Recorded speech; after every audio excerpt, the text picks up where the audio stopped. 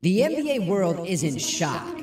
The biggest trade in history just dropped, and something feels off. By far the most shocking trade in NBA history. But why? Why did the Mavericks trade prime Luka for AD and one pick? Like, is this actually real? And it is huge trade. Let's get right into it. We got a whole crew. Ano to?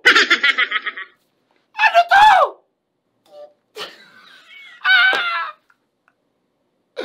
Anong kapatalan na naman to? Ano natin trade nito si Luka? Yun na sa nanganin pag-asa ta. Trade pa rin daw. Star player na to. Star player na iti-trade mo sa mortal na pagkalaban, Lakers.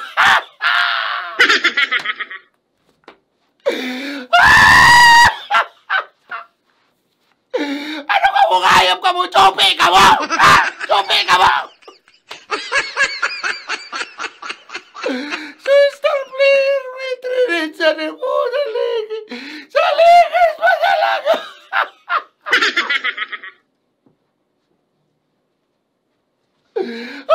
Di ako makakot! Di ako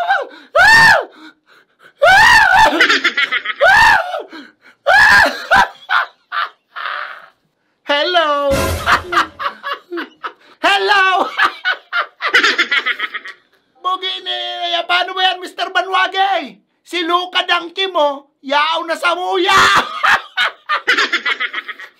Ngunyan mapapatunayan na ika talaga ang pinakadimalas na nilalang sa balat ng kinaban.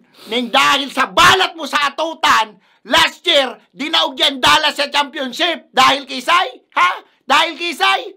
Wala nga man dahil. Dahil sa imo, tayo kang dimalas na demonyo ka. O ngunyan, dahil manggiraray sa imo, kung tano na trade si Luka sa Lakers. Kaya sa mga Dallas fans dyan, una sisihon nindo. Takumayo ning demonyo na ni sa team nindo, baka nag-champion pa kamo. O tano ako nagkakawat duman, ha? Ako nagkakawat. Tadawa pa ba ko'y ka nagkakawat dyan? Taang negativity dara mo sa sarong team. Grabe! Bukay na yogon mo. Gabos na laugan mo. Ragta! Nakachamba ka lang sa Denver. Well, uni lang masasabi ko sa Indo and sa gabos na mga Dallas fans.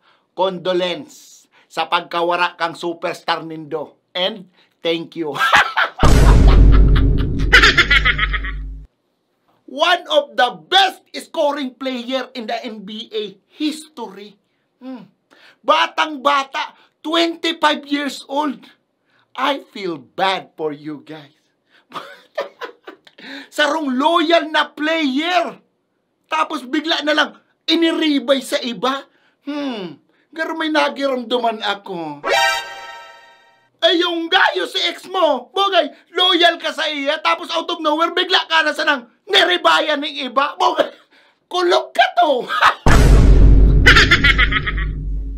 Ay, siyempre. Bogay, makulog ang boat ka to ni Luka. Sa Indo, taitirinid nindo siya. Bogay, nirimati ka mo sa balus ka to. Ay, tamamation talaga nindo. Mamation nindo ang Luka na nasa Lakers. Ay, sinasabi ko sa Indo. O tano? Una mo nga yung bilang si iniribay nindo. Anthony Davis to boy, baka naliligawan mo. Ay, sas, baka ni Luka. Iribay mo kay Anthony Davis. Bogi ni garumarmol na Julie na iniribay sa gatak. Baka naliligawan mo na may Kyrie Irving pa kami. And Klay Thompson. Plus Anthony Davis. And may Luka man kami. Plus LeBron Jaime. And we gonna call it Luka Bron. Luka Bron! Ay, paano ba yan? Lebron mo din nanggagana pag main kay ba superstar.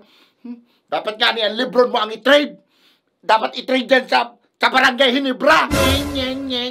Maayo kong pakiaram sa kung ano pa man nasabihon mo. Hirilingan na sana kita sa finals. Kung umabot pa ka mo sa finals, na mayo na sa indungon yan si Luka. Tawag ko ka mo ng team kung gusto nito mag-champion. Gusto nito mag-champion? Ha? Kay puan nito ng katabang. Siyempre, nawara na si star player nito eh. Kung gusto nito mag-champion, i-draft nindo sa Dallas nindo si Mr. Longbam tayo. Boto mo. Hindi man nga ni naka-financial Lakers mo. Ay, nga palan. Since Mayo na sendo si Luka, pugay mas dardukulan ng unya ng tsansa na masalubot ka ulit ni Jenny tsaka ni Monica.